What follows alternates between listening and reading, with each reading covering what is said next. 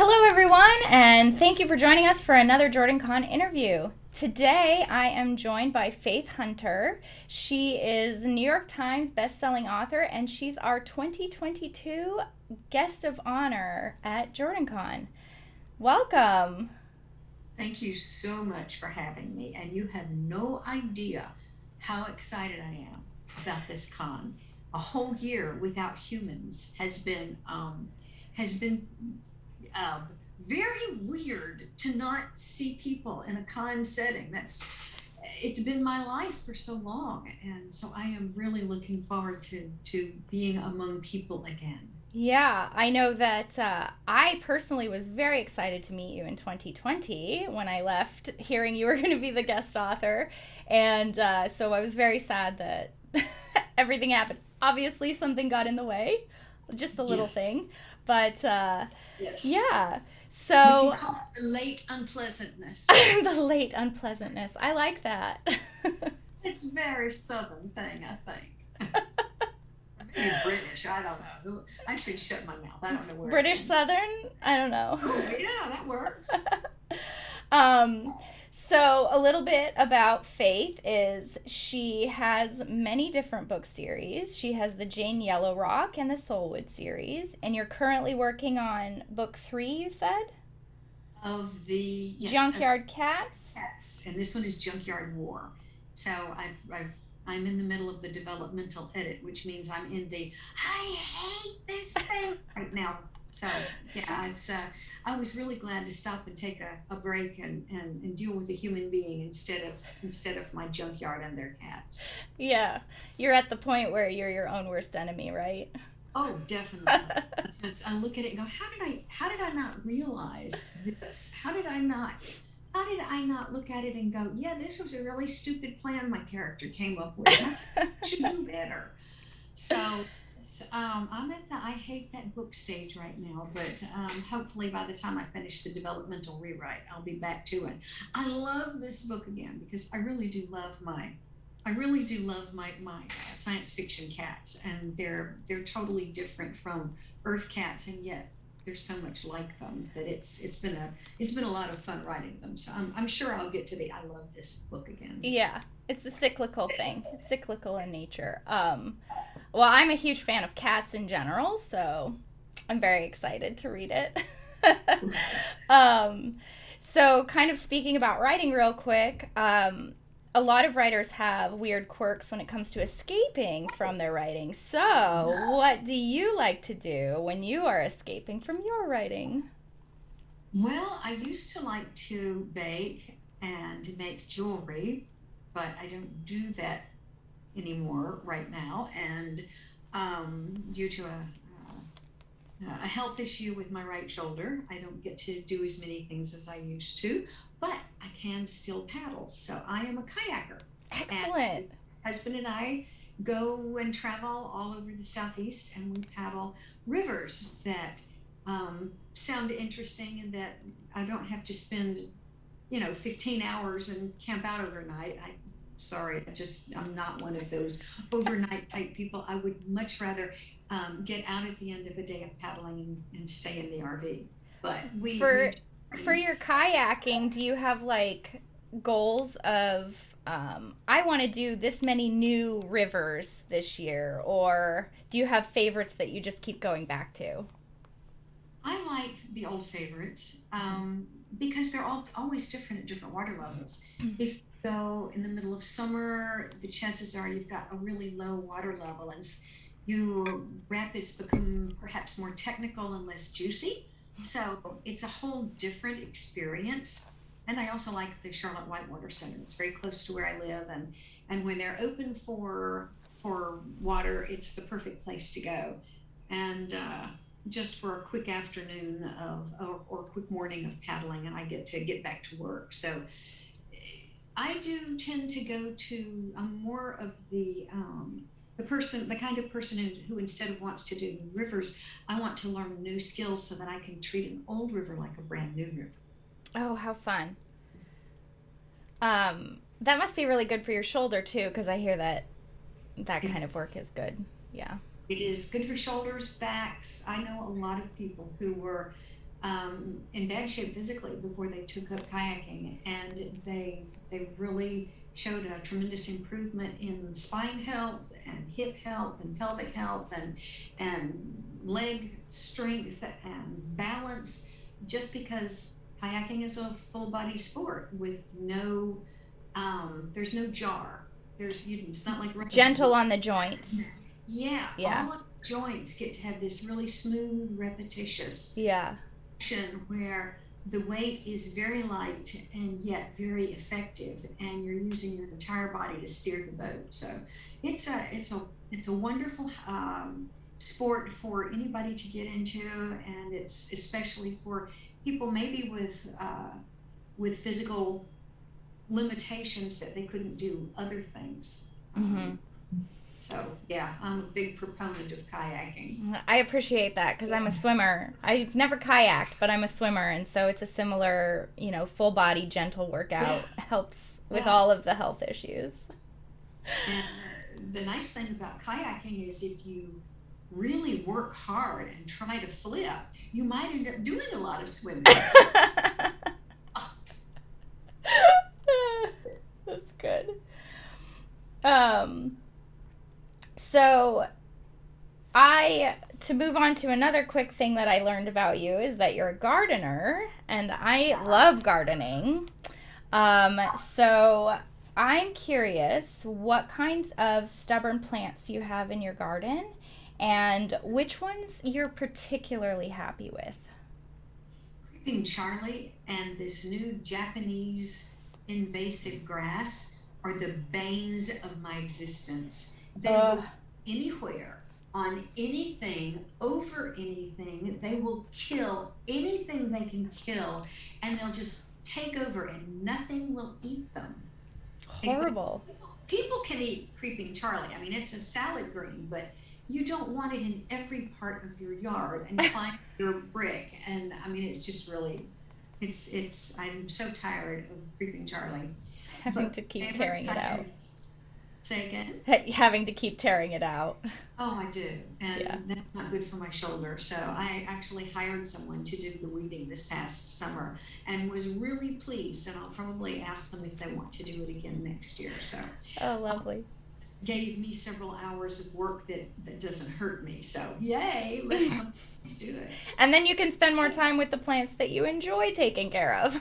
This is so. This is so. I like to I have a small garden spot for lettuces, but what I really have fallen in love with in the last late unpleasantness are Japanese maples. Ooh. I have 27 Japanese maples in my yard. Wow. A very small place, a really small garden, and so I'm hoping I haven't overdone it. But I did put 5 of the bigger ones along the side of the property, so that It's like a privacy. yeah, well, more to give a splotch of color there. We had regular southern maple trees there, and we came through and knocked them down. So it's just this open area with nothing pretty. So I planted 5 Japanese maples right along that border, and with plenty of room for my neighbor and me to come back and forth, but right there to give us both this splotch of color that we were missing. And then the rest of them are all in the front beds. And I have ripped out all sorts of plants that I went to a lot of trouble to grow in order to have room for Japanese maples. It's funny, I have a really close friend of mine who's very into daylilies, and they would say they would get rid of everything in their yard just for daylilies. So I think that sounds a bit like your Japanese maples. I have lots of daylilies. Don't tell her about them. I poured out. I ripped a bunch up this year. To put into Japanese maples. You made a decision, and that's okay. I did, and no one wanted them. It was the middle of summer, and people are saying, I don't know what the world's going to be like. So Yeah. put them away. So they're actually planted in another spot in the yard, but I just have a feeling they won't survive what I did to. They'll probably say, Faith, you've abandoned us for these Japanese maples. We're not going to live any longer. That's right. That's right. Oh, Oh, well. that's great. I think Japanese maples are just gorgeous. We have a few. I'm in California. We have quite a few out here. I love the color of them because we don't really get the same fall. So, Right. This past fall was fabulous and so amazing that it made me start. I already had four Japanese maples, and the fall colors this year were so vibrant and brilliant that I ordered a bunch more. Just, oh well, if one's good, 27's better, I guess. oh, maybe 30? Maybe that could happen soon. I just have to dig up some more of my daylilies, I guess. Oh no. Oh my goodness. Um, so something that's exciting, and I think we're gonna have this at JordanCon this year. Your Rogue Mage series has an RPG. We're gonna Yes. hope to play. We Um, hope to play it if we can. If the RPG person in charge says yes, we can do that, then we will certainly try. Now, I will be honest with you and with your listeners and viewers. I've never played an RPG game. ooh. I want to sit in on one of the games and just see how my own world played out. I've I don't have any. I mean, I was very deeply involved with the creation of the RPG game simply because the questions were absolutely endless. You know, what does Mm-hmm. this power do? What does this power do?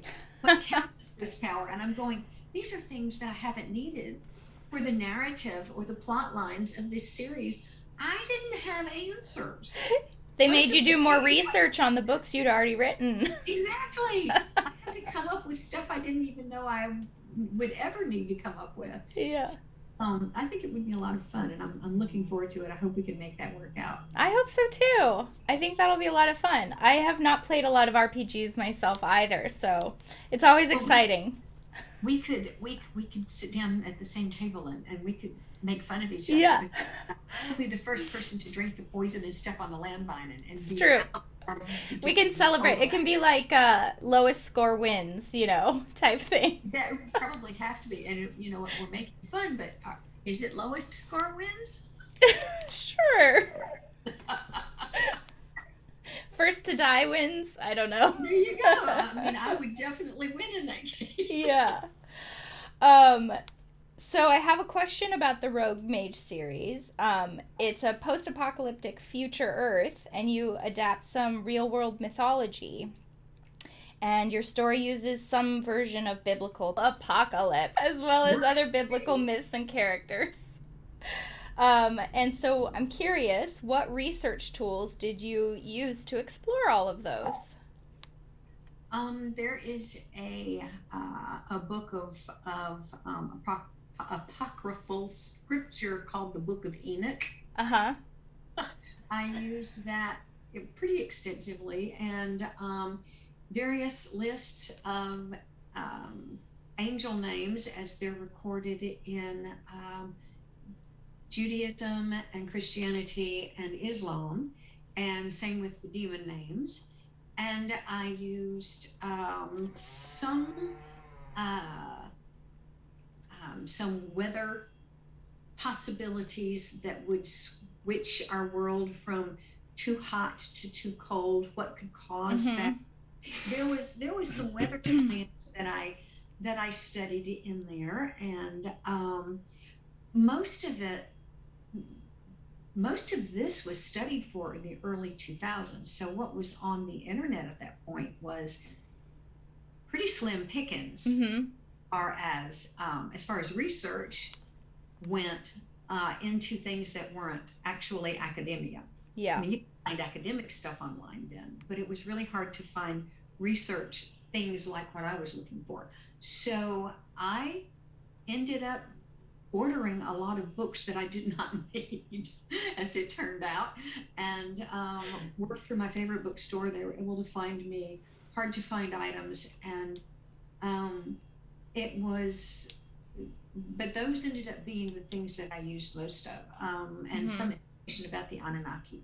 So there Great. was not as nearly as much as you could find online now. The internet's a glut of stuff. Much more information. Yeah, very hard to fight your way through and find what you're looking for. Very hard to research uh, as easily as it was now. But then back then, although you could research it, you couldn't actually find the things online. You had to order them. So, Yeah. you're, whatever you're doing with research, you still end up down rabbit holes. It's And true. It's just you end up having a library at your disposal instead of the internet. it's yeah, yeah, and you're still down that rabbit hole. You're still bringing home book after book after book. Like if you give a mouse a cookie, oh, I'm going to need that book, and now I'm going to need that book, and now I'm going to need this book. That's right. Yeah. I was always one of those people that walked out the door of the bookshop, and still am when I get going to a bookstore. I still walk out with a stack of books. And although I tend to give my paper books away at this point in my life, and donated my entire library to my nephew, who was a big science fiction and fantasy reader. So I don't have as many as I used to by any means, but he liked them, so we were good. Gifting to the next generation, I guess. That's right. That's right. um, so I'm curious what you're currently working on, if you have any proverbial carrots you can dangle at us. Oh, let's see. Well, the weird thing is that I was going to start the next Soulwood novel, which will be novel number 6, which is untitled, and I vaguely know what it's going to be about. I was Ooh. going to start the research on that in January, and instead, in the last week of December, my editor dropped off my developmental rewrite of Final Air. So I worked on that for 4 weeks, and then right in the middle of that, my editor also dropped off the page proofs of Claws and Fangs, which is a compilation that's coming out. And then right in the middle of that, another editor dropped in another rewrite, which was a developmental rewrite of Junkyard War. So all I have done the last 5, 6 weeks is rewrites.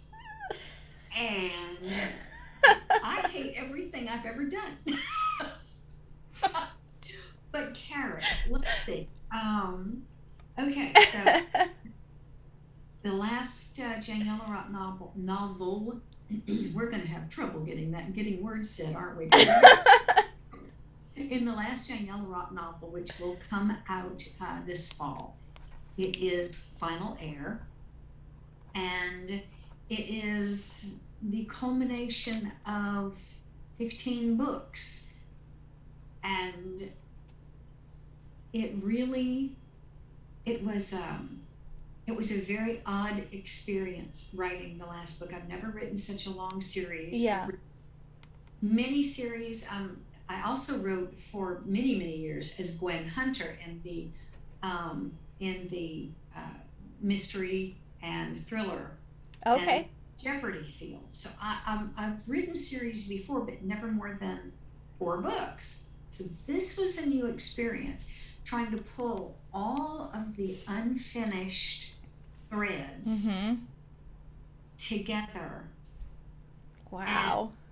Give the readers a very happy, or maybe not a happy ending, but certainly one that they won't throw the book across the room. They have to come away pleased. They may come away where any of the characters end up where the readers necessarily wanted them to be, but it all had to make sense. It all had to fit who the characters have been all along. Yeah. That was I think I'm still dealing with the end of the series. It's like that's an epic journey that has now come to a close, and so that's going to be. It is. I've been working on that since before 2003. Wow. Oh, Yeah. it's been a really intense journey, and I like that word. It has. Yeah. It's been a quest. Ha. Um, but it has. I think the ending of the series will make people happy. I think they will see a coming together of the series bad guy, the big bad bully. Yeah. Content through all of the different books has been leading up to this one, Mm-hmm. and I feel like that they will go, well, of course, why not? This makes Oh, sense. good. Oh my gosh, that Leo did what? Oh, he was so sneaky. He set it up years ago. Or I want them to have that joy of final discovery and wrap up. I'm gonna have to do a full reread before this comes out. It's been an interesting and sad, bittersweet, I should say, Yeah. bittersweet experience to do this last book. And then, of course, there's all of this time I've been writing, I've also written lots of short stories and novellas. One batch, I think the first 21 or so, are gathered into his Bloodline Tears, and that's a really thick trade paperback book full of all those stories and novellas. And Mm-hmm. then I've done a whole bunch more. So now I've got another 19 that are coming out in the trade paperback called Of Claws and Fangs. So Ooh. there'll be another 19 of those coming out. So that's happening in May, I think. I don't ask me what day, but a Tuesday in May. And There's a few of those. that, what for me was finishing up some things that I've hinted at in the series Mm-hmm. needed to be finished up and for people to have a chance to read before the final book comes out, because there are so many little things, little Easter eggs Mm-hmm. that you pull out of these short stories and apply to all of the entire world and world building and the characters' lives and some of the secondary characters' lives and even the Soulwood lives. So I'm hoping that people will enjoy having all of them in two places. We talked about putting all of them in one book, but it would literally have been like an Oh, old-fashioned wow. dictionary. It would have been that big, Two-handed. all of them. Yeah, it would have been a two-hander. It's bad enough as it is. They're both very large trade paperbacks, but it's a lot of fun. And of course, Junkyard War will come out in Audible.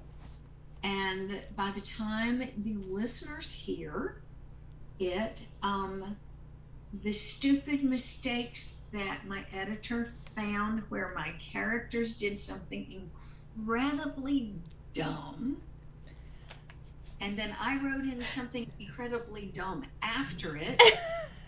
Both of those go to him. Both of those will be fixed. Okay. It really was, um, this was embarrassing.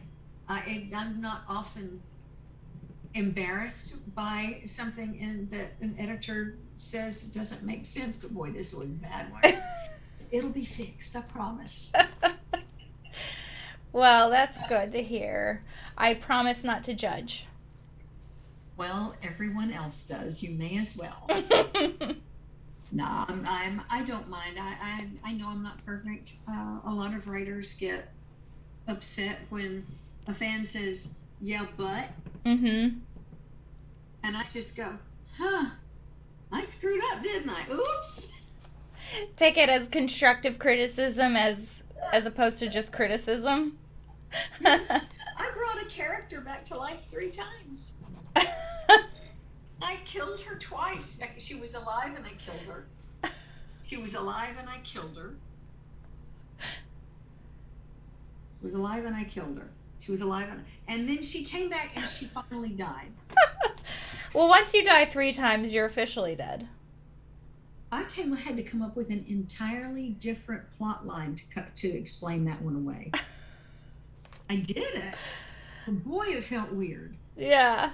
Sometimes you write yourself into a hole and you have to figure out how to, what is the term most people use? The eagles from Lord of the Rings. How can we get out of this Mount Doom? Yeah. Let's find some eagles that can fly us out of here. There were no eagles. I am in the middle of going back in and stripping the stupidity out and putting in something else. Well, I'm sure it'll be great. Well, thank you. I hope so. I hope the listeners and then the readers, will enjoy it. Yeah. We'll find it not as stupid as it is right now. So, as some closing questions, what is the first thing you notice about another person? Their energy. Mm. And then I would guess their mood. I'm one of those people who can't describe faces. Mm-hmm. I don't have any face memory for people at all. If I had to describe someone to a police artist, it would be like, I don't know. You would describe their energy. Yeah, I would. I could show them how they walk. I Yeah. can show body position. I can show body language, but I can't describe faces. So the first thing I notice about people is their body language and their energy, and how how that body language describes and is affected by the world around them, and describes their position within that world. So not the normal thing, not hair color or height Yeah. or any of those things. In fact, I don't tend to remember that at all about people. That's very interesting. And I'll pick one more. What is your favorite word? Scrumptious. Ooh, good one. I don't know that I have a favorite word, but I did use that one today, and it was exactly what I It's your meant. favorite word today. It's my favorite word today is scrumptious, and I'm going, yeah, I like that. In fact, here's your tidbit from the latest book. Jolene is taking video of one of the other characters, and Jolene, who is an AI, Uh-huh. who's sentient and self-aware, sees video of of a certain backside walking past, and she goes, scrumptious sugar. Excellent. And it may come out, but it's in her right now. So Yeah. scrumptious sugar. Oh, well, that's a lovely way to end. And thank you so much for your time today. And it was lovely talking to you. Thank you so much. I can't wait to see you at JordanCon in Same. just no time at all now. It's going to be fun. I know. And be around people. How weird. Humans, human people who are real. I know. They're not in just a the computer flesh. screen. Yeah, it's wonderful. It is. Really excited about it. Really. Me too. Okay. Well, bye. Thank you, Aleena. Bye.